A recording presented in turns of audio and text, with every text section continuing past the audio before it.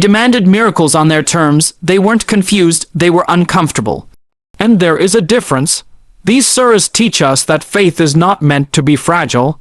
It is not meant to collapse the moment it is challenged. It is meant to withstand pressure. In fact, pressure reveals the quality of belief. Psychologically speaking, doubt often emerges not from lack of evidence, but from resistance to implication. To accept revelation means to accept accountability. To accept prophethood means to accept moral limits. And the human ego does not surrender easily. This is why both surahs repeatedly return to the theme of signs, signs in creation, signs in history, signs in the self. The Quran does not ask for blind faith. It asks for reflective faith. Look at how Surah Yunus speaks about the alternation of night and day, the ships sailing through the sea, the rain that revives dead land. These are not random observations, they are invitations to think. The Quran is cultivating intellectual certainty, yaqeen, by directing the mind toward patterns. Order implies design. Design implies purpose. Purpose implies accountability. But here is where it becomes deeply personal. Many of us live in environments where belief feels socially inconvenient. Faith is tolerated as culture but questioned as conviction.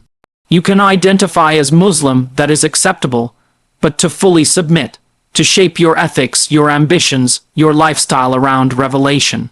That is where resistance begins, and so the believer today faces something similar to the early Muslims: subtle mockery, intellectual pressure, moral relativism. You begin to wonder, am I outdated? Am I too rigid? Why does holding on to revelation feel isolating? This is exactly why these surahs are so powerful. They remind us that truth has never been the majority opinion at its beginning. Certainty is not built by applause. It is built by reflection, consistency, and spiritual discipline. Surah Hud especially carries a weight to it. It presents narratives of earlier prophets who stood firm despite overwhelming rejection. Why? Because their certainty was not dependent on public validation. It was rooted in divine clarity. They knew who they were serving, and that is the philosophical core of yaqeen. Certainty is not the absence of questions. It is the presence of trust after reflection. It is when your heart settles because your mind has engaged. There is also a subtle warning here. If you do not actively cultivate certainty, the environment will cultivate doubt for you. Certainty requires nourishment through knowledge, through contemplation, through sincere worship. The Quran repeatedly commands us to think, to observe, to remember. Faith is not passive inheritance. It is an active commitment, and perhaps the most striking lesson is this. Those who mocked revelation were often intelligent people. They were leaders, poets, influencers of their time. Intelligence does not guarantee humility. In fact, arrogance often disguises itself as sophistication. The Quran dismantles that illusion by showing that true intelligence leads to submission, not rebellion. So when you feel pressure, social, intellectual, emotional, understand that this is not a sign your faith is weak. It is an opportunity to deepen it. Pressure forces you to ask, why do I believe? What is my foundation? Is my Islam cultural habit or conscious conviction? Surah Yunus and Surah Hud do not simply defend revelation. They build believers who can stand alone if necessary. And that is the reflection I leave you with. If the world stripped away its approval, would your faith still stand, not because others believe, but because you are certain? When we move from certainty to the next major theme in ***, Surah Yunus ***, and ***, Surah Hud ***, we encounter something deeply unsettling: the psychology of arrogance. Because once truth becomes clear, rejection is no longer about confusion, it is about pride. And the Quran is remarkably honest about this. Surah Yunus paints a very human picture. When people are caught in a storm at sea, when the waves surround them from every direction, when death feels near, suddenly they call upon Allah with sincerity. In that moment, ego disappears, status disappears, arguments disappear. There is humility because there is vulnerability. But the moment they are brought safely back to land, the humility evaporates. They return to arrogance as if the crisis never happened. This is not just a historical observation, it is a psychological pattern. Hardship exposes dependence. Comfort feeds independence, and that independence, if unchecked, transforms into arrogance. Arrogance is not merely thinking you are better than others. At its core, arrogance is the refusal to submit to God, to truth, to moral boundaries. It is the illusion of self-sufficiency. Surah Hud takes this theme further through the stories of destroyed nations. These were not ignorant tribes unaware of truth. They were warned, they were advised, they were given time, but their problem was not lack of evidence, it was wounded pride. How could they accept guidance from someone they considered socially inferior? How could they admit they were wrong? Arrogance makes repentance feel like humiliation. Humility makes repentance feel like liberation. Philosophically, arrogance is rooted in a distorted sense of ownership. My wealth, my success, my power, my intellect, the self becomes the center of the universe. But the Quran constantly destabilizes this illusion. It reminds us that life is fragile, provision is temporary, and power is borrowed.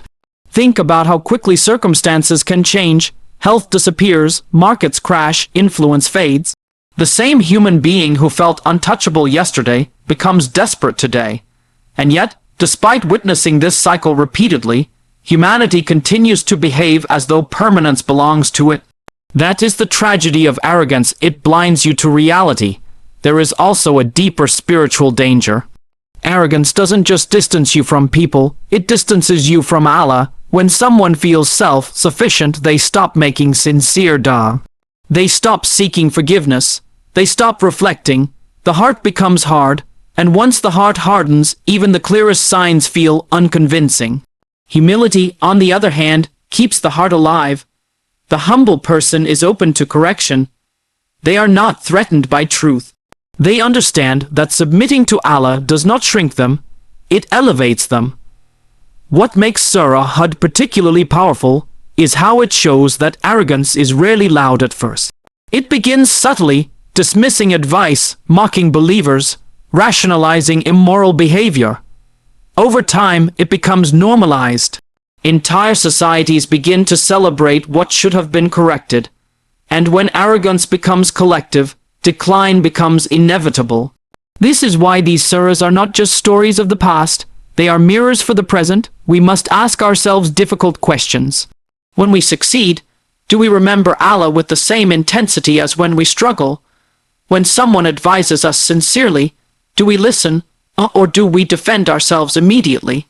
When the Quran challenges our lifestyle, do we adjust, or do we reinterpret until it becomes comfortable?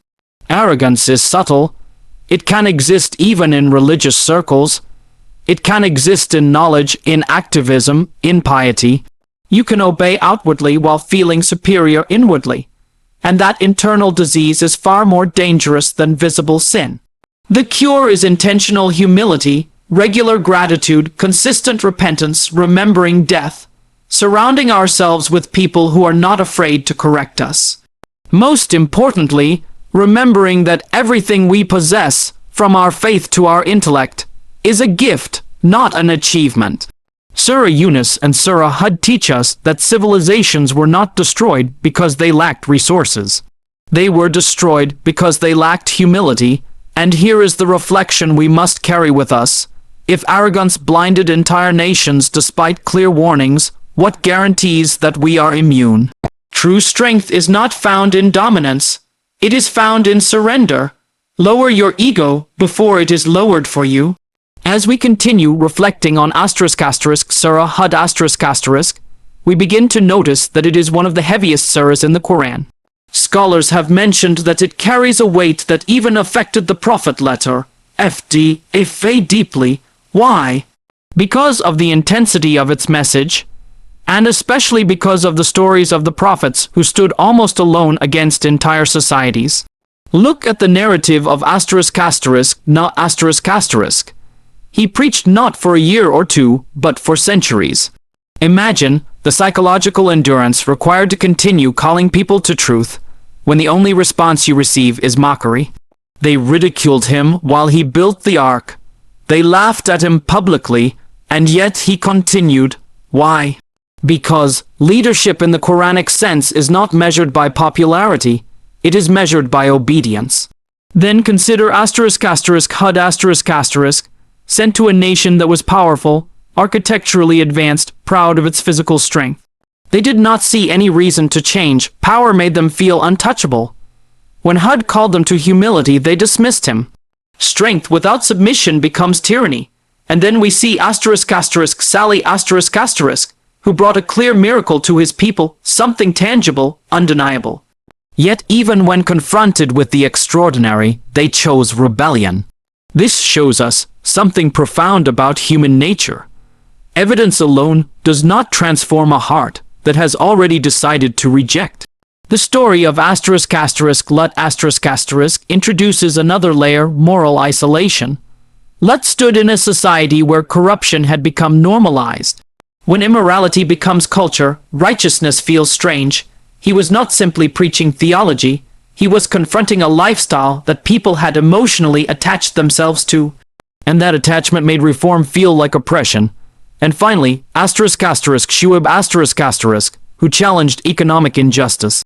His people manipulated trade, exploited others, and normalized dishonesty.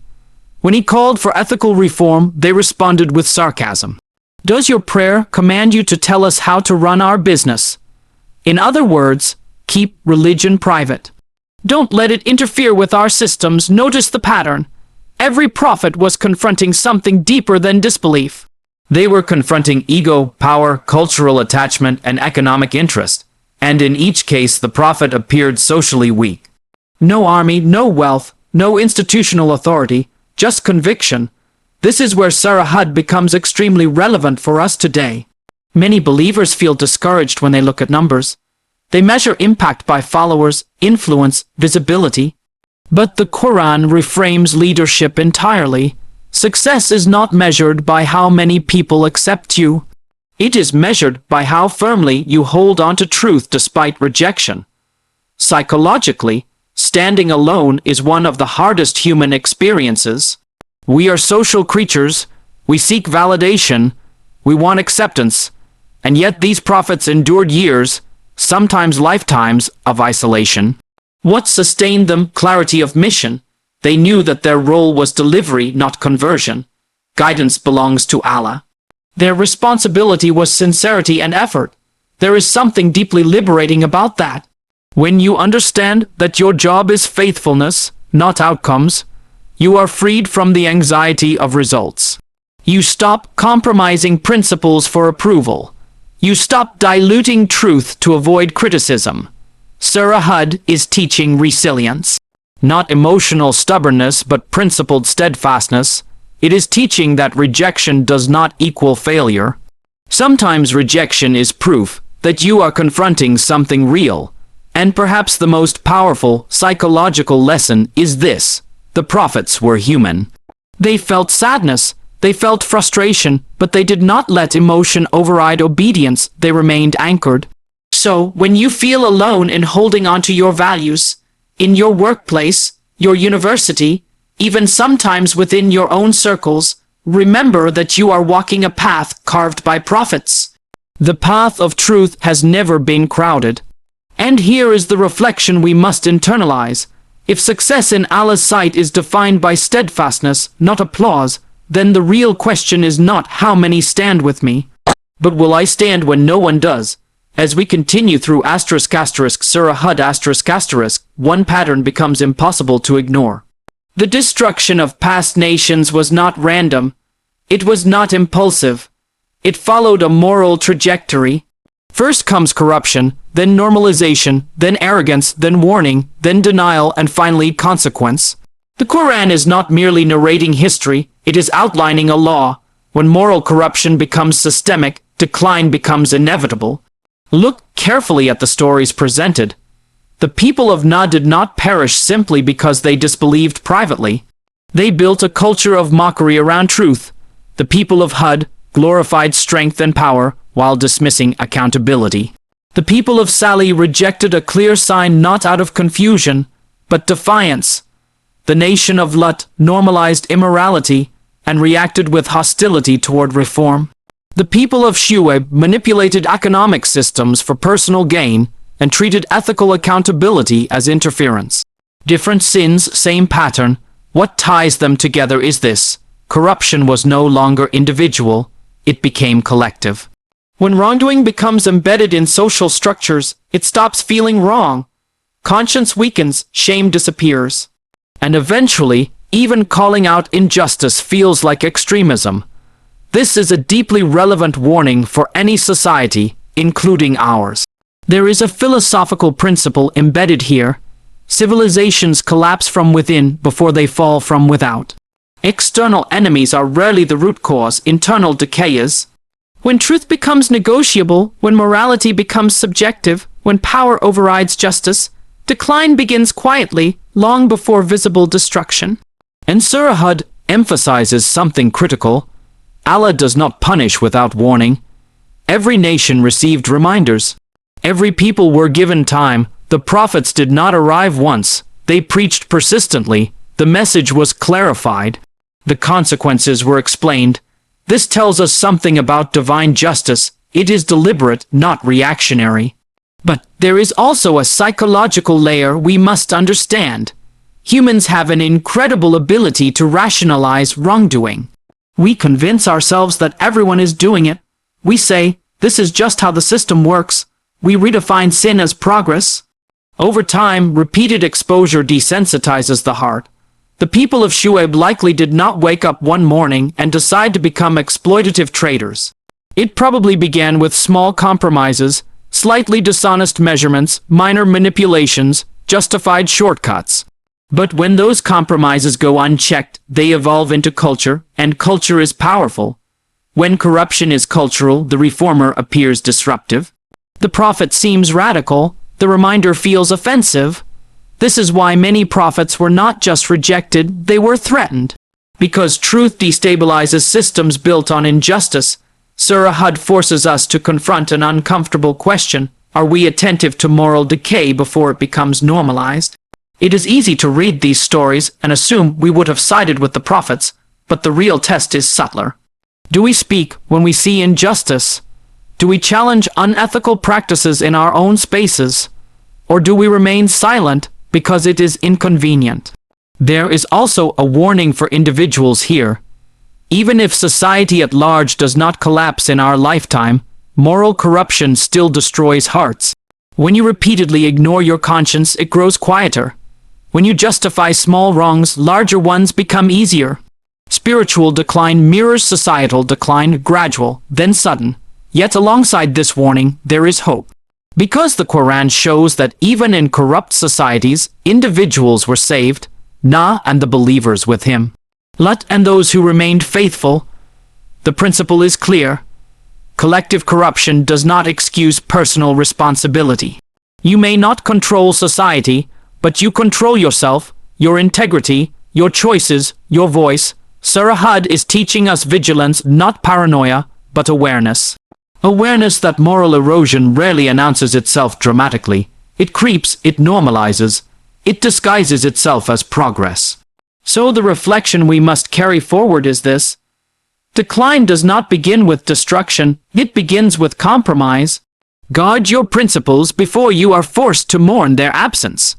As these themes unfold in Surah Yunus and reach their emotional intensity in Surah Hud we arrive at one of the most powerful commands in the entire Quran: steadfastness.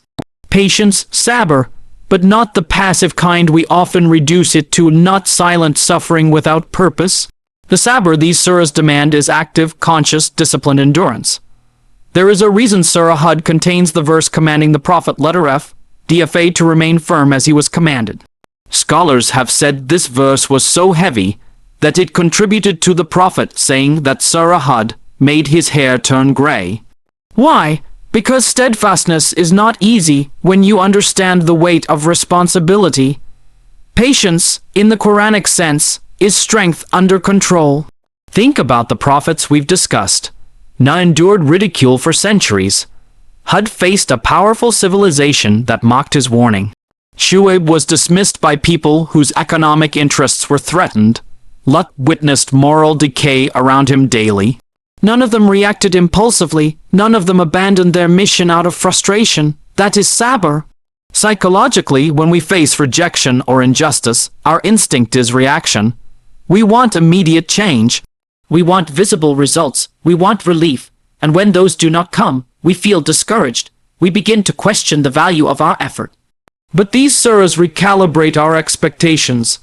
They teach us that divine timelines are not human timelines. Delay is not denial. Slowness is not absence. Sometimes Allah allows opposition to continue so that character is refined, sincerity is purified, and truth becomes clearer. Sabr is not weakness, it is controlled resilience. There is also an intellectual dimension to patience. It is rooted in trust that Allah sees what we do not see. When Surah Yunus speaks about people who demand immediate punishment as proof, it is exposing a shallow understanding of justice. They assume that if consequences are delayed, there will be none. But the Quran reminds us that delay can itself be a test. How many times in our own lives do we become restless because results are not immediate? We make dua and expect instant transformation. We try to improve ourselves and expect instant consistency. When that does not happen, we feel defeated. But Sabr is built through repetition, through returning to prayer even when distracted, through holding on to ethical standards even when compromised around us, through continuing to speak truth even when ignored. And perhaps the most powerful aspect of Sabr in these surahs is emotional regulation. The Prophet is told not to let the words of disbelievers grieve him. This does not mean he felt nothing. It means he was commanded not to let grief derail his mission. There is a lesson here for anyone engaged in dawah, leadership, or even personal reform. You will be misunderstood, you will be criticized, sometimes you will see injustice prevail temporarily.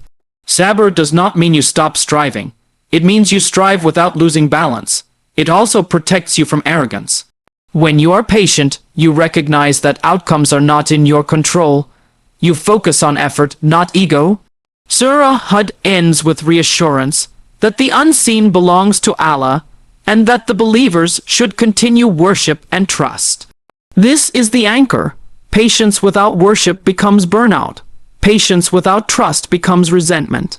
But patience rooted in remembrance becomes transformative. So as we reflect on certainty, humility, leadership, and moral vigilance, Sabr becomes the glue holding it all together. Without patience, conviction collapses under pressure. Without patience, humility turns into frustration. Without patience, reform becomes anger instead of wisdom. And here is the reflection we must carry. If the prophets endured years of rejection with dignity, what excuse do we have to abandon our principles after moments of discomfort? Stay steady. Stay sincere. Stay patient, because the one who masters Sabr masters himself.